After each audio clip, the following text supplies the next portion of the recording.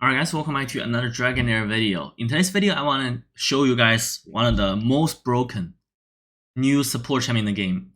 Alright, let me rephrase that. I think this is probably the most broken support champion for PvE at the moment. That is a new champion here. I just summoned him a couple of days ago. I made a summoning video, right? His name is Scenario.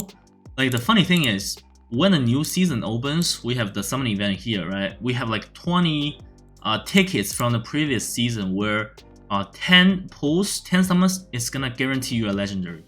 And I did pull that 20 summons. I got this champion back to back. Imagine that. That was the first 20 summon I did for that season, and I got the same champion twice. And that is this guy. Alright, so this guy is after I tried out this guy is super broken. Like the healing he can do is pretty much same to like Acelia, to champion like Acelia, right? That's crazy.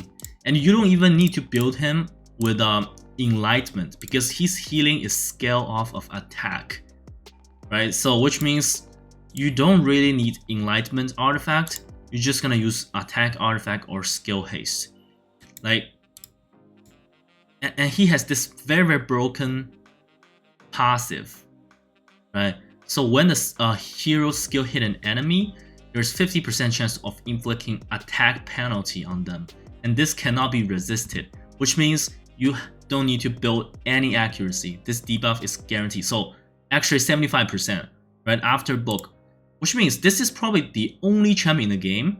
I think when you're in a single target scenario, that single target is gonna have 100% uptime of attack penalty too. Because this battle skill is gonna hit 3 times.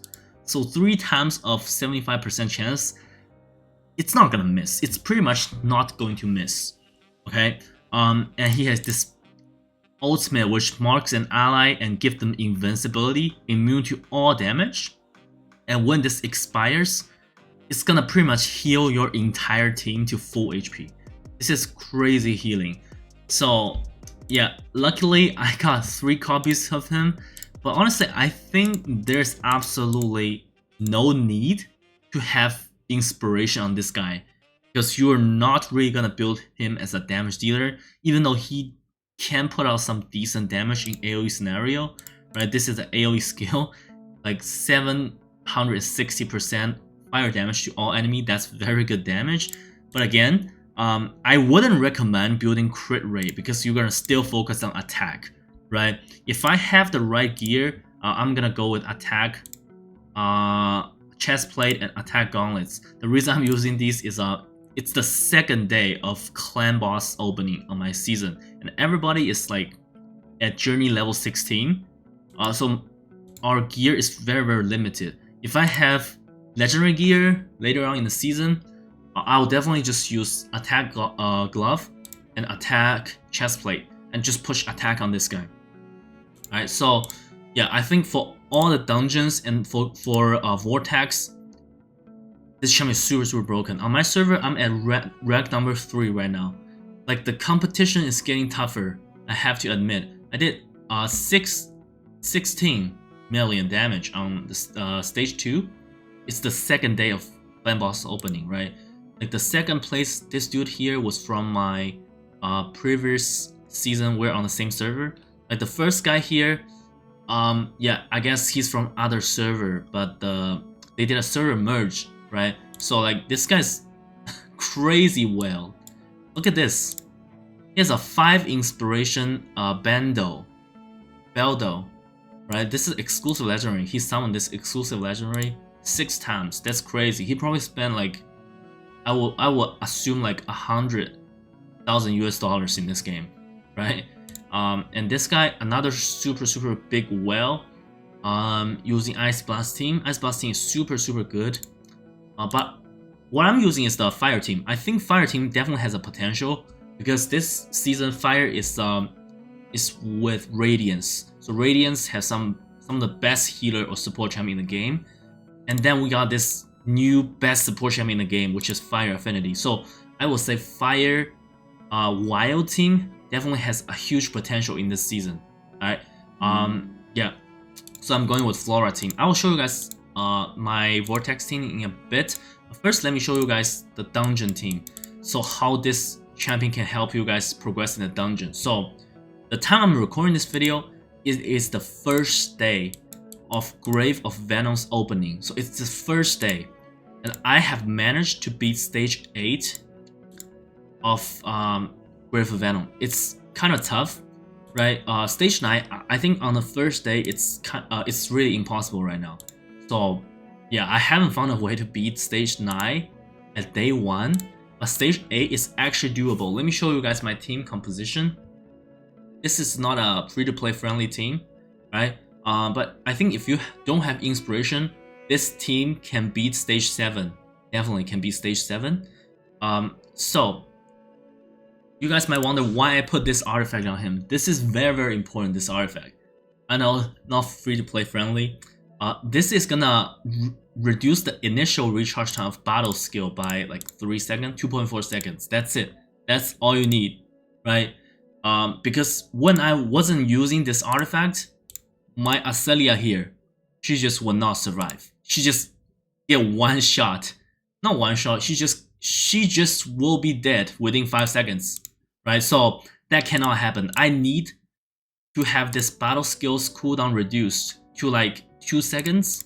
So this is gonna shoot 3 fireballs to the enemy, and the enemy is gonna get attacked down. That's all I need. That's really all I need from him. I can't really wait until 4.6 seconds.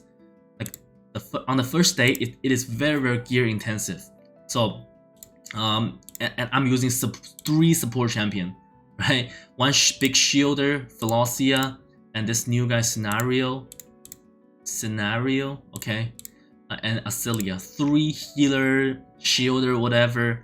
And I'm using the Frost team with 2 Frost DPS. I think Frost DPS is very, very good in early game progression. And I have very high inspiration on these 2 champions, Asania and Oster. So let me show you guys a run. Again, this team is not 100% success rate. Alright.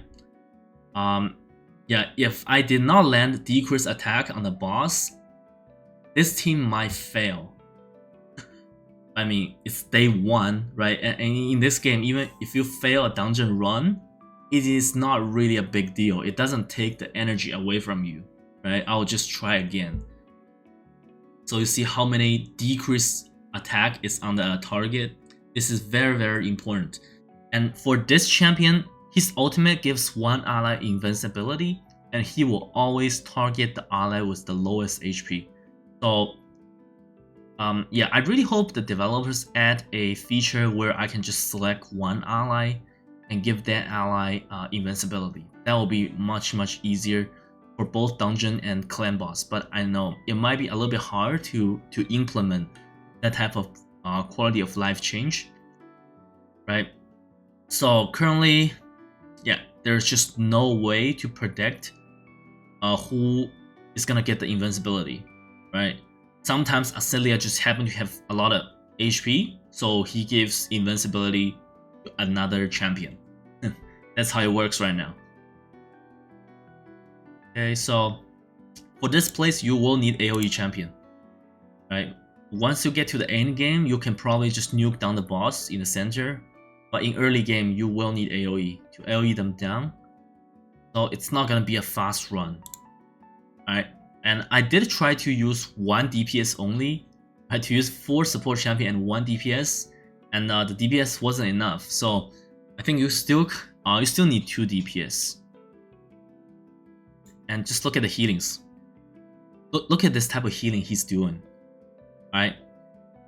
And I didn't even build him with a healing gear, right? I didn't build him with attack percentage. His healing is based off of attack percentage. And I'm giving him tank gear because I don't have attack percentage gear on me, right? And he's out healing Acelia here. Completely insane, right? Philosia is at the top because she's a shielder, right? The damage is always gonna go to the shield first. And you see here, the invincibility goes to one of my backline heroes. So it's impossible to control who gets the invincibility. It's not a fast run, but it has like 70% to 80% success rate, right? So yeah, until I get, I think, at least positive rune on all the champions, I don't think I can be stage 9 for this place. So yeah, stage 8 is the highest difficulty I can get to. Yeah, currently, right? So 2 minutes 44 seconds. It's not a fast run, but again, it's day 1, right? Stage 8 at day 1, pretty impressive, I would say. So that champion, that's crazy, some crazy healing here. So right now, I'm just gonna reset my champion here, these 3 champion. I'm gonna show you guys a guild boss run.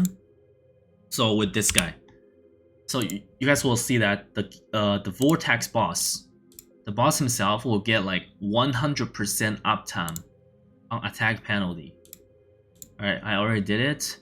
Yeah, I have pretty limited gear, so hold on, let me just level them up. I think they implemented a new feature here called teams. So let me see. Yeah, that's the team I'm using. So I'm gonna get them to 70. This is a pretty standard wild team, and you don't really have other choice. If you want to push like crazy high damage on wild team, that's the 3 champion to go with. Yeah, it's a bit sad that no other legendary wild champion is better than Tonalen pairing with Flora, right? If you don't want to pair them with Flora, it's fine. But if you want to use Flora, like Erich and Tonalen, that's the only choice. You don't have a legendary choice to replace Tonalen, unfortunately. All right, so my gear is not that good, as you guys can see. I'm still using like rare gear on Flora, so the stats is not that impressive. And for this guy, the good thing is, again, you need to build him with attack percentage. So this artifact is actually perfect on him. Like this artifact is perfect on him, right? And for Asilia, I'm using this artifact to just give my whole team a damage boost. And for Erich, I'll just build Erich with some damage, and that's pretty much it. Alright, so let's see how it goes.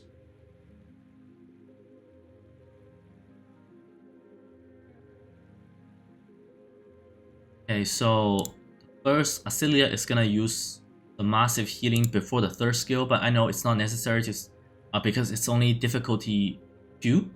The boss doesn't have defense penalty. Yeah, maybe I don't need to use Asilia before difficulty 3. Anyways, that's just I think that's probably gonna be my season 3 Vortex lineup. Alright, that's probably gonna be my season 3 Vortex lineup.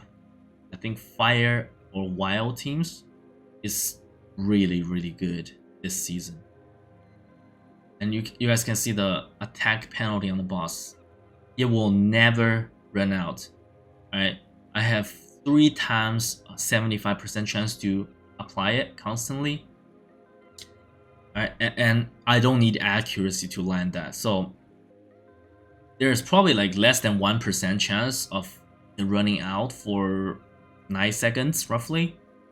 And I don't think it's gonna happen. Maybe like 1 out of 100 times it's gonna happen once, right?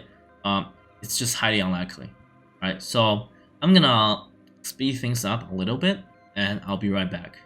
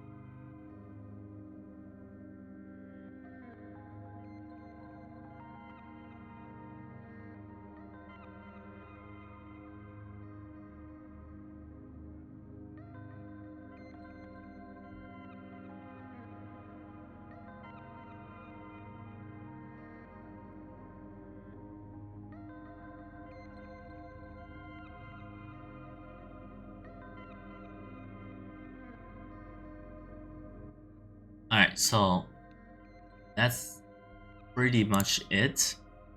Yeah, 15 mil, a little bit less than what I did a bit earlier. Let's take a look at the healing and damage.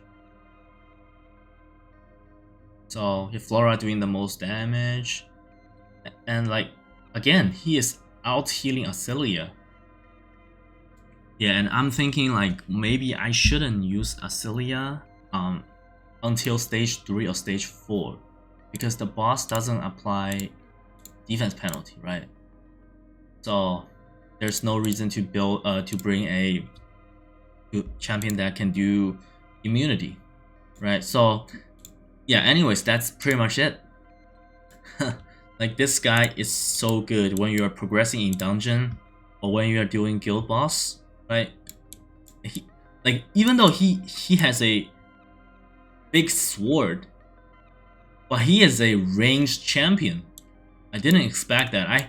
When I first saw him, I thought he's a melee character, but he's not. He's just throwing this light ball as a ranged DPS, not DPS, ranged support. Wow. Okay. Yeah, so I like him. I think he's probably the second best character of the new season. Alright. Of course, I think the best character for the new season is Rook. But it seems like all the top whales in my server, they didn't get him.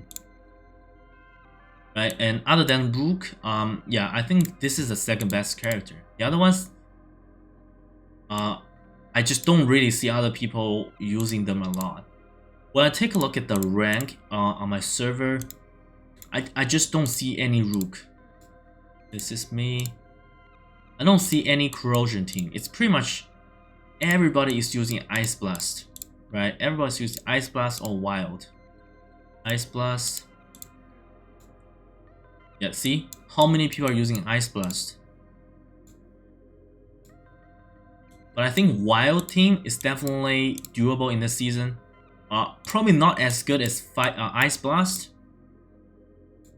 but I think they can do very close damage. Probably like 90% damage.